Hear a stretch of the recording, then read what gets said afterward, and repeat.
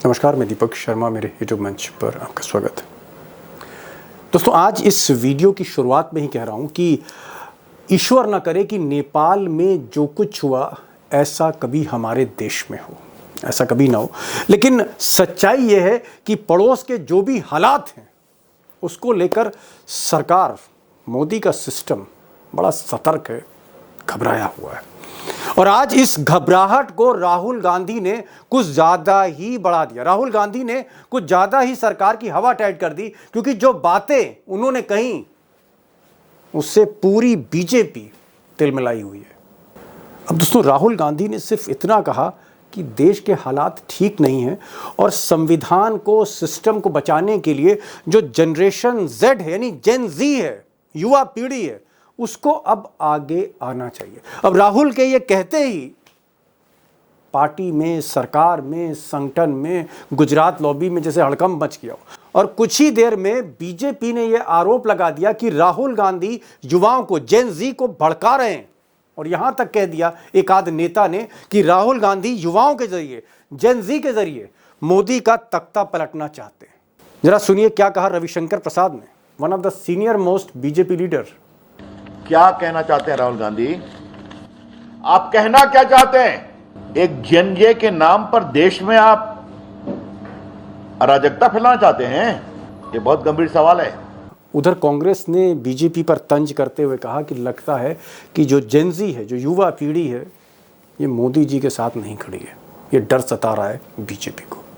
ये कह देना कि हम जेन जी के साथ खड़े रहेंगे, बीजेपी नहीं खड़ी क्या जेन जी के साथ? जेन जी लोकतंत्र की रक्षा करेगी, संविधान की रक्षा करेगी, ये उम्मीद तो हर पीढ़ी अपनी अगले वाली पीढ़ी से रखती है। तो राहुल जी ने रख दी तो क्या गलत कर दिया? बीजेपी खुलकर कह दे कि वो जेन जी के खिलाफ खड़ी है, हम मान जाएंगे। अब दोस्तों, राहुल गांधी जेन जी को कितना प्रभावित करते हैं, अपनी तरफ खींचते हैं, और मोदी और शाह कैसे बचाव करते, कैसे बचते हैं, एक नया रास्ता निकालते हैं, ये तो मैं आगे बताऊंगा। लेकिन सबसे पहले मैं ये बताना चाह रहा हूं कि ये जो जेन जी है, जेन जी ये है क्या, और इतना डर क्यों है, इतनी बेचैनी क्यों है?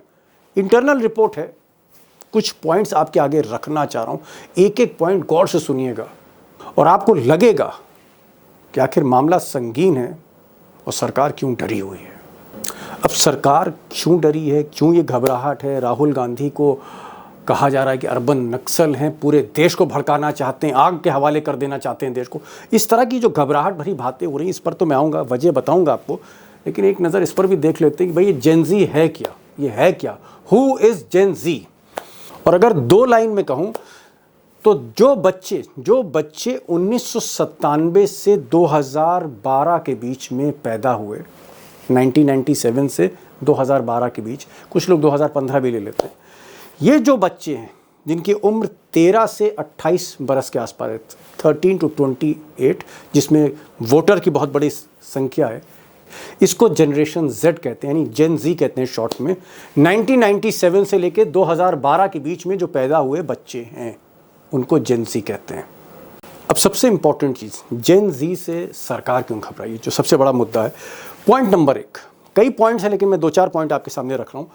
पॉइंट नंबर 1, जेन जी यानी 1997 से 2012 या 15 के बीच में जो बच्चे पैदा हुए थे, ये एक बड़ा वोट बैंक है और ये 2029 में और भी बड़ा वोट बैंक होगा। 2029 वाले चुनाव में 20 करोड़ से ज़्यादा, हो सकता है कि इसकी संख्या और ज़्यादा बढ़े। इंपॉर्टेंट पॉइंट क्या है, इतना बड़ा वोट बैंक है, किसी पर्टिकुलर आइडियोलॉजी, किसी विचारधारा से प्रभावित नहीं है। यानी आप कह सकते हैं चाहे मंडल हो, कमंडल हो, रिलीजियस पॉलिटिक्स हो, कास्ट पॉलिटिक्स हो, थोड़ा हटके है उससे, खतरनाक है, बीइंग न्यूट्रल, कहीं भी स्विंग कर सकता है।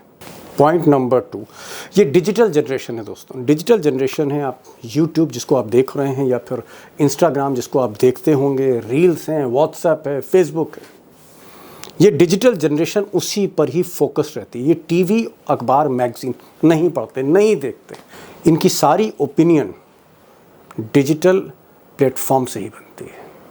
पॉइंट नंबर 3, इनके मुद्दे क्या मुद्दे हैं तो ये अराजनैतिक, अपॉलिटिकल, अपनी धुन में रहते हैं, लेकिन मुद्दे हैं इनके। नौकरी, जॉब्स, टॉप 1 इनकी प्रायोरिटी है, टॉप 1 इशू है। उसके बाद शिक्षा, एजुकेशन, उसका लेवल, इन्फ्लेशन, महंगाई, और कहीं कहीं भ्रष्टाचार भी। ये 3-4 इश्यूज़ हैं जो ये डिस्कस करते हैं।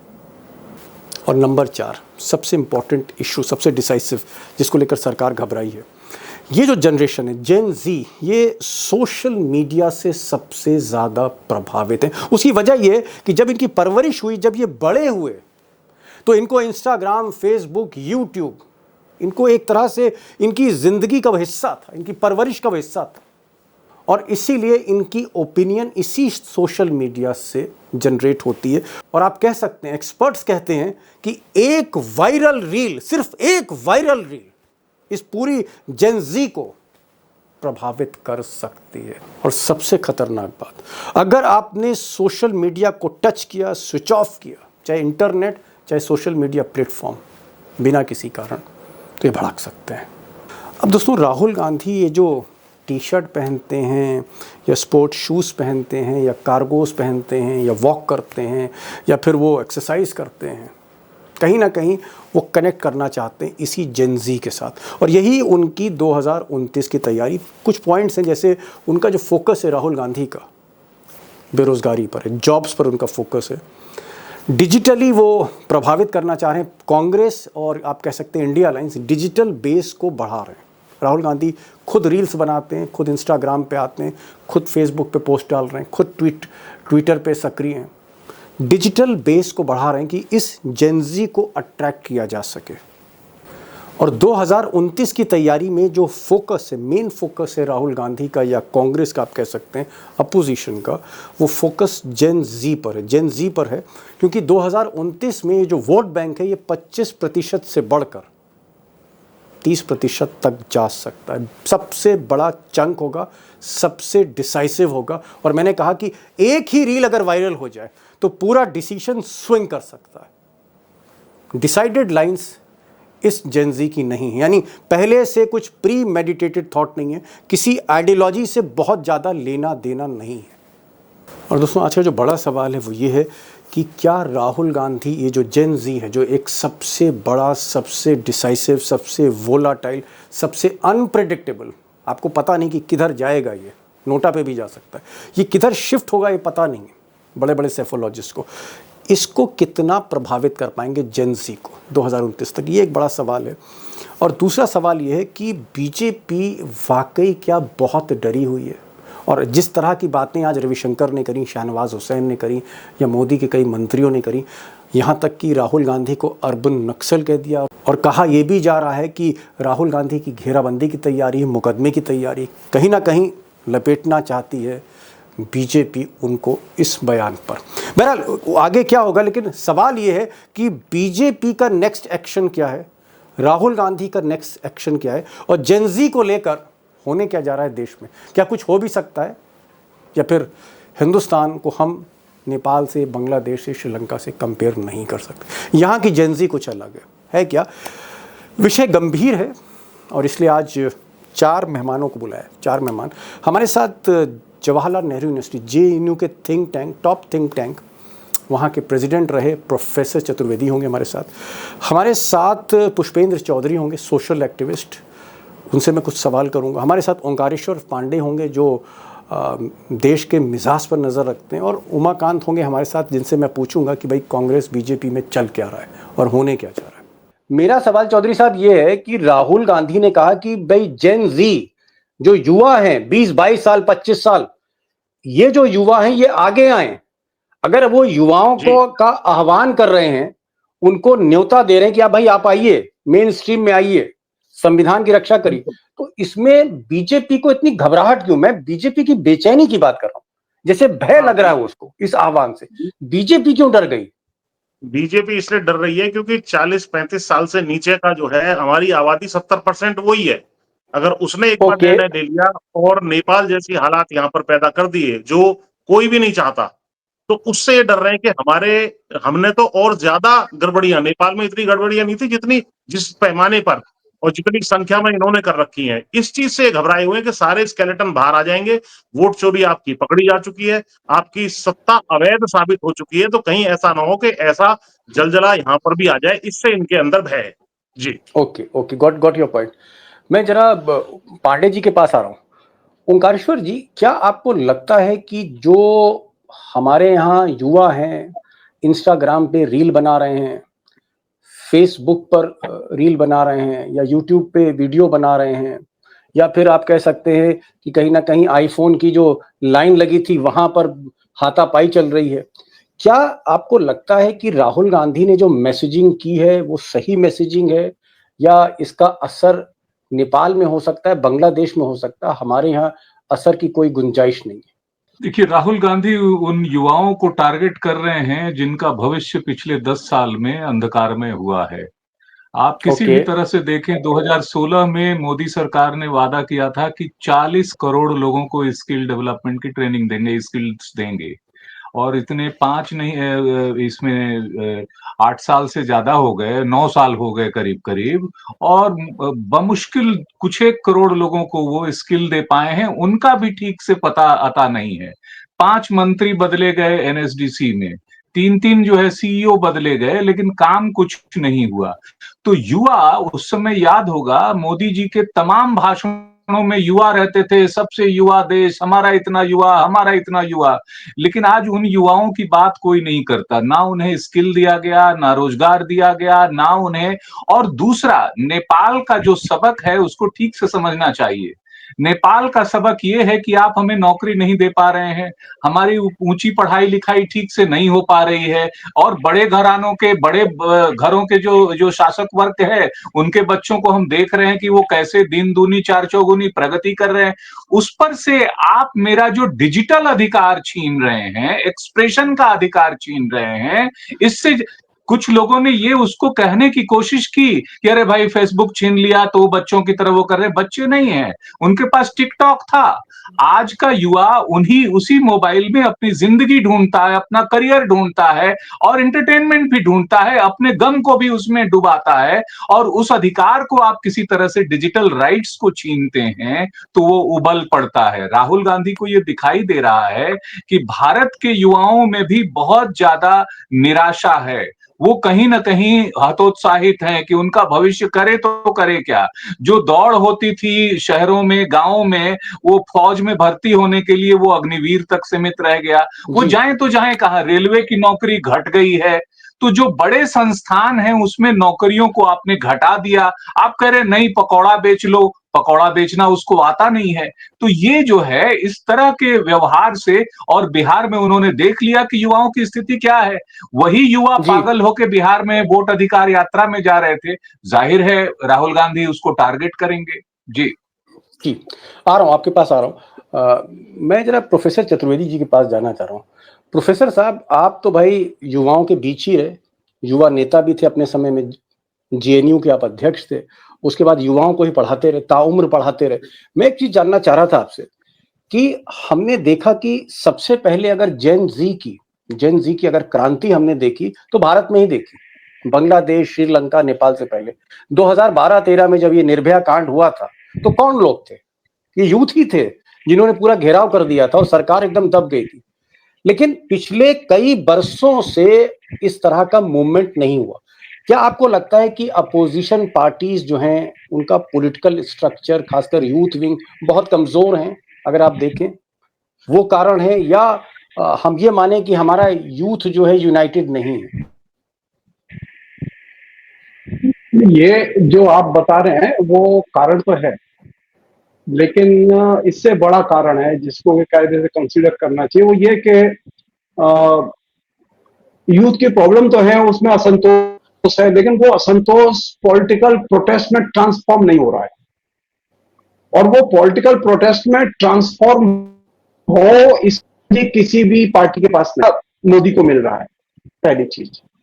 दूसरी चीज ये कि ये जो बांग्लादेश में जो हुआ, नेपाल में जो हुआ, उसमें निश्चित तौर पर अमेरिका और उसके संगठनों की भूमिका थी, इसमें कोई दो राय नहीं है।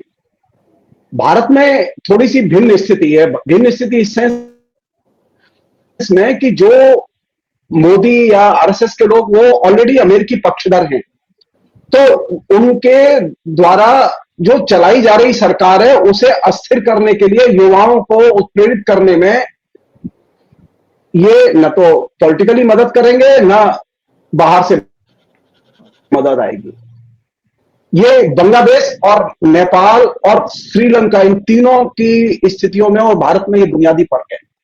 ओके। नंबर एक, वो जो आपने बात की कि निर्भया कांड के समय किस तरह का प्रोटेस्ट था, उसका एक कारण है कि जो मनमोहन सिंह की गवर्नमेंट थी वो प्रो अमेरिकी गवर्नमेंट नहीं थी। ये एक बड़ा इंटरनेशनल एंगल है इसमें। थर्ड चीज जो है वो ये कि स्टूडेंट का जो एंगेजमेंट है, पिछले 11 साल में बेशुमार एंगेजमेंट बढ़ा दिया गया है बेरोजगारी के बावजूद।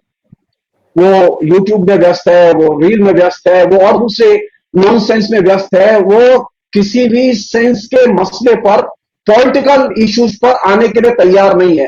ये जो यूथ का जो डीपॉलिटिसाइजेशन है, ये बहुत बड़ी समस्या है जिसको कि तोड़ना पहली शर्त है। राहुल गांधी ने आह्वान किया है, इसकी वजह से लोग निकल आएंगे, ये गलतफहमी दिमाग से निकाल दें। या नरेंद्र मोदी आह्वान करें और वो यूथ निकल आए सड़क पर, ये भी दिमाग से निकाल दें हम लोग। कारण क्या है कि यूथ का जो खाली समय है, वो खाली समय पहले पॉलिटिकल एक्टिविटीज से भरते थे, अब वो खाली समय दूसरे माध्यमों से भर दिया गया है। और ये एक ऐसी जगह है जहां पर कि कोई तोड़ पैदा करने की क्षमता अभी मुझे नजर नहीं आ रही। आखिरी बात कह रहा हूं जी, एक लाइन में, वो ये कि वोट चोरी का मसला यूथ का मसला नहीं है। ओके। ये डायरेक्ट यूथ की डिमांड नहीं है, ये डेमोक्रेसी की डिमांड, और डेमोक्रेसी की डिमांड पर यूथ सचेत हो, ये चेतना अभी यूथ में नहीं है। ओके, ठीक है। चल प्रोफेसर साहब, बड़ी बात आपने कही, 2-3 बातें कही, मैं एकदम से अंडरलाइन कर लूं, आवाज थोड़ी रुक रुक के मुझे सुनाई पड़ रही थी। पहली बात प्रोफेसर चतुर्वेदी ने ये कही कि कहीं ना कहीं जो यूथ है आज की तारीख में डीपॉलिटिसाइज्ड है, अराजनैतिक सोच का है, और हो सकता है ज्यादा से ज्यादा समय जो ये कह रहे हैं इंस्टाग्राम, फेसबुक रील्स, शॉर्ट्स और यूट्यूब उस पर दे रहा है, उस सोशल मीडिया पर वो ज्यादा इंगेज्ड है, और शायद इस वजह से कहीं ना कहीं अराजनैतिक है। दूसरा उन्होंने कहा जो बड़ा पॉइंट है कि राहुल गांधी का जो आह्वान है वो वोट चोरी को लेकर है, और वोट चोरी एक डेमोक्रेटिक सब्जेक्ट है, ये एक बड़ा प्रजातांत्रिक मुद्दा है जो यूथ को इतना कहीं ना कहीं सचेत या अट्रैक्ट नहीं कर रहा है, ये वो कह रहे हैं। यानी कहीं ना कहीं यूथ की बात करनी चाहिए थी, ट्यूशन फीस की बात करते या कुछ और करते, वो वहां पर क्लिक करता। मैं जरा आ रहा हूं इस वक्त लखेड़ा साहब के पास। लखेड़ा साहब, क्या आपको लगता है कि अगर यूथ सारा का सारा स्विच कर गया है सोशल मीडिया पे, तो नेपाल सरकार की सबसे बड़ी गलती थी कि सोशल मीडिया बैन किया? सोशल मीडिया जब बैन हुआ तो यूथ जो है आंदोलित हुए, जो प्रोफेसर साहब कह रहे हैं उनका मुद्दा था, उनकी रील बंद कर दी गई, उनकी यूट्यूब बंद कर दिया गया, उनका फेसबुक बंद कर दिया गया, उनके ट्विटर हैंडल्स, और वहां तो टिकटॉक भी है, टिकटॉक बंद कर दिया गया।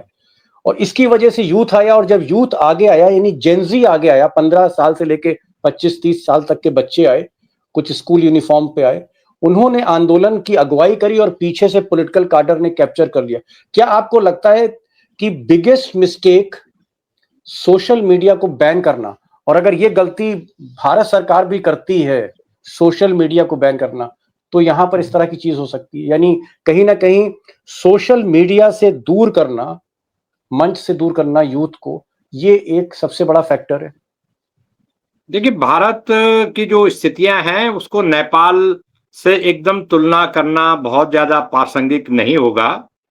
उसकी वजह यह है कि मोदी ने सत्ता में आने के पहले भारत में यूथ का जो इश्यू है या यूथ के मन में जो सवाल हैं उसको न्यूट्रलाइज करने का प्रोसेस 2012-13 से शुरू हो गया था, और वो न्यूट्रलाइज का जो प्रोसेस जो अन्ना आंदोलन था उसमें तो शुरू किया ही कि भाई भ्रष्टाचार मिटाओ, यूथ अगेंस्ट करप्शन वगैरह वगैरह। और उसके बाद जब इनको पावर मिल गई तो मोदी का जो पूरा इनका जो तंत्र है उसका पूरा फोकस इस बात पर था कि यूथ को कैसे डाइवर्ट किया जाए, उनके माइंड को इस तरह से डाइवर्ट किया जाए कि उनको रोजगार के बजाय वो रिलीजन, धर्म उनको सर्वोपरि लगे कि भाई धर्म सुरक्षित रहेगा तो आप भी जिंदा रहेंगे, आपके परिवार भी जिंदा रहेगा। जब धर्म ही नहीं रहेगा तो आपका रोजगार का क्या करोगे? तो इस तरह की जहर भारत के यूथ में, छात्रों में भरने की बहुत गंभीर कोशिशें हुई, और उसका नतीजा है कि तमाम तरह की ये जो आजकल कोशिशें हो रही हैं, कहीं यूथ आंदोलित उस ढंग से नहीं हो रहा है। हाँ, इन्होंने ये जरूर किया कि पेपर लीक के जरिए या परीक्षाओं में नकलबाजी के करके, रोजगार में नकलबाजी करके एक बड़े पैमाने पर अपनी एक विशेष विचारधारा के लोगों को सिस्टम में घुसा दिया, भारत सरकार की नौकरियों में, राज्य सरकार की नौकरियों में घुसा दिया। और इससे भी बढ़कर यह है कि जो मीडिया है, ये जो यूट्यूब और जो ट्विटर और ये जो चीजें, ये जो जी। माध्यम है, इस माध्यम एक को और सवाल उन्होंने जी लखना जी साहब, एक और सवाल, क्योंकि आप सरकार देखते हैं और पार्लियामेंट देखते हैं, क्या नेपाल की, मैं तुलना नहीं कर रहा हूं, लेकिन क्योंकि नेपाल से ही ये बात उठी है और आज पूरे देश में चर्चा हो रही है, नेपाल और अगर भारत में अगर हम देखें, भले ही तुलना ना हो, लेकिन भारत की पृष्ठभूमि अलग है। भारत में ऐसा कुछ रिपोर्ट्स में देख रहा था कि भारत का जो यूथ है, जो जेनजी है, जो हायर एजुकेशन में है, अंडर ग्रेजुएट्स हैं, वो कास्ट और रिलीजन इन दोनों में बटी हुई, एक तरफ मंडल है, एक तरफ कमंडल है। वो फोर्स उस तरह से यूनाइटेड नहीं है। मंडल और कमंडल में आपको बटा हुआ खेल लगता है कि कहीं ना कहीं वो भी एक फैक्टर है। हाँ, उसके देखिए बहुत सारे कारण है। एक तो भारत में इतना डाइवर्सिटी है, ये नेपाल की तरह नहीं है ना कि एक राज्य के बराबर हो। ये इतनी डाइवर्स कंट्री है, कम्युनिकेशन गैप है यूथ में बहुत ज्यादा। मैं जगदीश्वर जी की बात से पूरी तरह सहमत हूं कि आज की जो पॉलिटिकल पार्टीज हैं, उनकी जो सबसे बड़ी वीकनेस है, मैं गैर भाजपा दलों की बात कर रहा हूं, क्योंकि जो भाजपा है उसने तो सब कुछ कंट्रोल कर रखा है। मैं ये मानता हूं कि गैर भाजपा दल अगर यूथ को वो कनेक्ट नहीं कर पा रहे, तो ये उनकी सबसे बड़ी नाकामी है आज की तारीख में। और यूथ के इश्यूज को, छात्रों के इश्यूज को उन्होंने पिछले 11 साल में जिस ढंग से, जिस बेबाकी से एड्रेस करना चाहिए था, फोकस करना चाहिए था, वो उन्होंने किया नहीं। और उसका नतीजा ये है कि जो आजकल पॉलिटिकल पार्टी के स्ट्रक्चर के अंदर हैं, उनकी ज्यादातर लोगों की जो आयु है वो 40, 50, 60, 70। तो ये हालत हो गई। तो यूथ कहाँ? यूथ तो आपके एजेंडे में नहीं है। कोई यूथ कॉन्फ्रेंसेस नहीं हो रही है, यूथ आंदोलन नहीं हो रहे हैं। यूथ अगर राजनीतिक पार्टियां कहाँ है यूथ को लेकर के आंदोलन कर रही हैं? जी पॉलिटिकल स्ट्रक्चर की। मैं जरा ये सवाल को जरा फिर से चौधरी साहब से पूछता हूँ। चौधरी साहब, ये सही है कि बीजेपी डरी है, घबराई है, लेकिन एक बड़ी बात लखेड़ा साहब ने की, उन्होंने कहा कि विपक्षी जो दल है, मतलब गैर भाजपा दल है इंडिया अलायंस के, इनकी यूथ विंग कमजोर है। जैसे कांग्रेस में एनएसयूआई कहे या फिर यूथ कांग्रेस करे, इसी तरह से समाजवादी पार्टी है, बाकी पार्टी है। यूथ विंग क्या आप मानते हैं कमजोर है अपोजिशन की? बेशक यूथ विंग स्ट्रांग हो या कमजोर हो, वास्तविकता ये है कि केवल कुछ चंद पार्टियों की यूथ विंग बड़ा आंदोलन कभी भी नहीं कर सकती। बहुत मास मोबिलाइजेशन जो इस तरह का जेनजी जैसा नेपाल में हुआ, उसके लिए बहुत बड़ा जो मुद्दा है वो जनता के सामने है। उसमें है कि भाई वोट चोरी हो रही है, यानी संविधान खत्म होगा। संविधान खत्म होगा तो कहीं ना कहीं जो है ऐसे शासक आ जाएंगे जो आपके मुद्दों की जो है परवाह नहीं करेंगे और अपनी मनमर्जी करेंगे। इसलिए यूथ का मोबिलाइजेशन सेल्फ मोबिलाइजेशन होगा और ये लोग जो बाकी है उस मोबिलाइजेशन में मदद करने का काम करेंगे। तो ये जब एक चीज आ जाएगी तब जाकर के एक बड़ा आंदोलन इसमें जो है खड़ा हो सकता है, ऐसा मेरा मानना है। और यूथ निश्चित रूप से आप देखें कि यूट्यूब और आपके जैसे चैनल है, सब यूथ ही ज्यादा देखता है आजकल। सारे कमेंट्स 95% कमेंट्स इस समर्थन के हैं कि वोट चोरी हो रही है। इसको देखा जा सकता है और ये सरकार पे भी ये मैसेज जा रहा है। जी चौधरी साहब, पुष्पेंद्र चौधरी सोशल एक्टिविस्ट हैं और देश में काफी नाम है, हर आंदोलन से जुड़े रहते हैं। और अगर मोदी जी की बात करूं तो इस देश के सबसे बड़े आंदोलन जीवी है।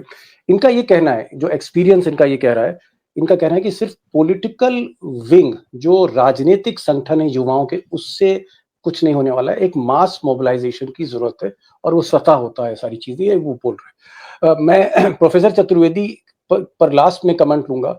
मैं एक छोटा सा कमेंट पांडे जी से लेना चाह रहा हूँ। पांडे जी, मैं फिर उसी सवाल पर आ रहा हूँ कि आखिर अगर ऐसा कुछ नहीं था जैसा आप लोग कह रहे हो, तो फिर बीजेपी को घबराने की जरूरत क्यों थी? अगर राहुल गांधी ने जेनजी को आह्वान कर लिया कि जेनजी आगे आए इस देश की, तो फिर इसमें रविशंकर प्रसाद हो, शाहनवाज हुसैन हो, या उनके मंत्री हो, मोदी जी के पदाधिकारी हो, पार्टी के एकाएक ये सब राहुल गांधी को कहने लगे कि साहब ये एनार्किस्ट हैं, राहुल गांधी अर्बन नक्सल है। ये जो एक तरह से डर आज दिखा बीजेपी में, ये क्यों है? डर इसलिए है कि उनको सच्चाई मालूम है। डर इसलिए है कि जिन आंदोलनों को आप कहते हैं कि सीआईए ने किया, दरअसल वो वहां आरक्षण के मुद्दे पे खड़ा हुआ। सीआईए का नाम लेके उस आंदोलन को पूरी तरह छुपा दिया जाता है कि किसी और ने किया। दरअसल जो कुछ भी वहां बांग्लादेश में हुआ, उसके पीछे उनका आरक्षण छीना जा रहा था, इससे वो आंदोलित हुए। नेपाल में उनका डिजिटल एक्सप्रेशन छीना जा रहा था। टिकटॉक नहीं बैन था वहां, ध्यान रहे। टिकटॉक खुला जी था, बाकी के कुछ बैन थे। उसमें सिर्फ एंटरटेनमेंट नहीं था, एक्सप्रेशन की बात थी। इसको गौर से उसकी क्लैरिटी को समझें। और जी मैं इस बात से भी इत्तेफाक नहीं रखता कि अमेरिका के साथ रिलेशन मनमोहन सरकार में खराब थे। अगर खराब होते तो जो ऐतिहासिक परमाणु डील हुआ वो नहीं होता। उसके बाद खराब हुए हैं, शुरू में ठीक थे। फर्स्ट फेज में मोदी सरकार के बहुत अच्छे रिलेशन बने, नमस्ते मोदी, नमस्ते ट्रंप और हाउडी मोदी, सब कुछ हुआ। लेकिन खराब हुए हैं उसके बाद सर्टेन बयानों से, और इसी तरह के बयानों से जब आप एक तरफ उससे जी रिलेशन रखते हैं, दूसरी तरफ अमेरिकी एडमिनिस्ट्रेशन को गाली देते हैं, इससे खराब हुए हैं। ये मैं कहना आज जो स्थितियां हैं, जो बीजेपी के मन में घबराहट है, उसको सच्चाई मालूम है कि यार हमने युवाओं के लिए कुछ नहीं किया है। जो कुछ किया नहीं। है वो काउंटर प्रोडक्टिव हो रहा है, वो सक्सेस नहीं हो पा रहा है। इसीलिए वो लाडले युवाओं की बात नहीं करते, लाडली बहनाओं की बात करते हैं कि उनको कुछ जी कर दें। देश भर में इस प्रकार की योजनाएं हैं, तो उनके लिए भी आप सिर्फ और सिर्फ आप उनको डायरेक्ट बेनिफिट ट्रांसफर टाइप देने का प्रयास कर रहे हैं। ना नौकरी मिल रही है, ना स्किल मिल रहा है, और इनडायरेक्टली उनके भी अगर आप डिजिटल अधिकार छीनेंगे तो फिर जो है हालात बिगड़ेंगे। ये सच्चाई गॉट इट। उनको मालूम है, प्रोफेसर और राहुल प्रोफेसर गांधी ने इस बात को पकड़ लिया है कि बेचैनी कहां पर है। जी। समय समय बिल्कुल कम है। मैं सिर्फ एक ही सवाल मैं कर सकता हूँ, और मैं जरा प्रोफेसर साहब से पूछ रहा हूँ। प्रोफेसर साहब, क्या आपको लगता है, क्योंकि आपका यूथ से एक बहुत गहरा कनेक्ट है, यूनिवर्सिटी से लेके कॉलेज तक, क्या आपको ऐसा लगता है कि पिछले 11 वर्षों में मोदी सरकार ने युवाओं के लिए कुछ नहीं किया, सिर्फ और सिर्फ लिप सर्विस करी, सिर्फ और सिर्फ जुबानी जुमले जुमले बोले, सिर्फ जुमला नीति थी, कुछ नहीं हुआ, ऐसा आपको लगता है और इसीलिए बीजेपी डर रही है? मतलब इसमें कोई दो राय नहीं है कि बीजेपी ने यूथ के लिए कोई चीज नहीं की, लेकिन उन्होंने एक काम किया है जो कि बहुत खतरनाक है, जिसकी कि हम में से अधिकतर लोग अनदेखी करते हैं। आप सब लोग जानते हैं इस बात को कि उन्होंने कई हजार लड़कों की भर्ती की है जो कि सिर्फ इंटरनेट पर काम करते हैं। 8-8, 10-10 हजार रुपए के हर इलाके में, हर मोहल्ले में लोग भर्ती किए गए, हर शहर में लोग भर्ती किए गए। सोशल मीडिया के लिए जुगाड़ किया गया है जो कि काम कर रहा है। आप इसके मैनिपुलेशन की रेंज को कम करके मत देखिए, पहली चीज। और इतना बड़ा नेटवर्क यूथ का जो कि सोशल मीडिया के 8-8, 10-10 हजार रुपए महीने पर काम कर रहा है, ये नेटवर्क किसी भी पार्टी के पास नहीं है। और इसका एक यूथ के माइंड प्रबंधन में उससे मदद मिली है। बीजेपी के लोग जो लगातार राहुल गांधी पर हमला कर रहे हैं, वो उनका टूल किट है कि राहुल गांधी जब भी बोले हमला करो, और एक ही चीज पर हमला करो, राहुल गांधी अराजकतावादी है। सच यह है कि राहुल गांधी ने बहुत जेन्युइन इशू उठाया है वोट चोरी का, और ये जेन्युइन इशू धीरे धीरे धीरे टाइम लेगा, ये मेट्रोलाइज करेगा। मैं बस इसको लेकर आसान में, तुम्हें निराशा में नहीं हूं, लेकिन वो यूथ का इशू नहीं है। ओके, वो पॉलिटिकल पार्टीज और पॉलिटिकल मासेस का इशू है। समय की सीमा है, समय की सीमा है। मैं निष्कर्ष दे रहा हूं। पांडे जी ने ये कहा, ओंकारेश्वर पांडे ने कहा कि कहीं ना कहीं बीजेपी को डर इस वजह से लग रहा है क्योंकि पिछले 11 वर्षों में बीजेपी ने यूथ के लिए कोई सॉलिड प्रोग्राम नहीं किया। यूथ सिर्फ और सिर्फ कहीं ना कहीं सोशल मीडिया पे इंगेज थे। Nothing solid has been done for the youth. कुछ काम नहीं किया, सिर्फ जुमलेबाजी रही। ये एक कारण है जिसकी वजह से बीजेपी डर रही है जेन जी से। दूसरी बात जो चतुर्वेदी साहब ने की कि प्रोफेसर साहब का ये कहना है कि इस वजह से यूथ कहीं ना कहीं सड़क पर नहीं है क्योंकि बीजेपी की बहुत बड़ी ट्रोल सेना है यूथ की, जो इन बातों को समय पे और वक्त पर काउंटर कर देते हैं मौके पर। और इधर हमारे पुष्पेंद्र चौधरी साहब कहते हैं कि कहीं ना कहीं यूथ का एक बड़ा मोबिलाइजेशन अगर होता है तभी होगा, पॉलिटिकल स्ट्रक्चर पर इस तरह के मूवमेंट नहीं होते।